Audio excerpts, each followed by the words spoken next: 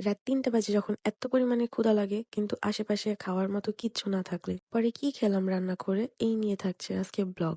Welcome to my blog. দেখেন রাত ৩টা ২২ বাজে, এত পরিমাণে ক্ষুধা লাগছে কিন্তু আফসোস আমার ঘরে এখন খাওয়ার মতো কিচ্ছু নাই। আর এমন কোনো অপশনও নাই যে আমি রান্না করব। তাই উঠে চটপট লাইট দিয়ে আগে খোঁজা শুরু করলাম ঘরে কি আছে। পরে দেখি আম্মু রাতে খাওয়ার জন্য দুধ দিছে আর চকো চিপস ছিল। তাহলে এটা দিয়ে আমার রাত চালাইতে হবে। রাত ৩টা বাজে তো অবশ্যই মার কাছে যা বলতে পারবো না, মা কিছু রান্না করে তো আবার রান্না করি আমি। এটাই শর্টকাট উপায়। ঘরের ভিতর কিছু না থাকলে চকো চিপস দিয়ে একটু গুঁড়া দুধ দিয়ে চিনি দিয়ে খাই ফেলা যায়। কিন্তু এর সাথে আরো ভালো হয় যদি খেজুর থাকতো। কিন্তু আমার আশেপাশে খেজুর ছিল না বিধায় আমার খেজুরটা স্কিপ করে শুধু দুধ, চকো চিপস, গুঁড়া দুধ আর চিনি দিয়ে খাইতে হইছে। বাট তাও মজা লাগছে। আলহামদুলিল্লাহ, তাও তো পেটে কিছু গিছে। নাহলে তো পুরা রাত জাগে থাকতে হইতো। এমনিতেও তো রাত ৩টা বেজেই গেছে।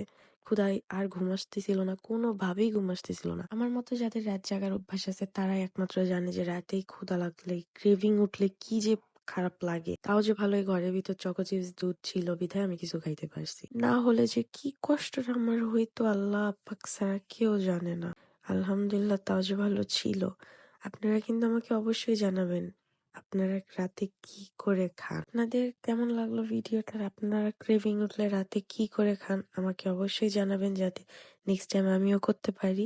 যদি ভালো লাগে অবশ্যই লাইক করে দিবেন। Thank you.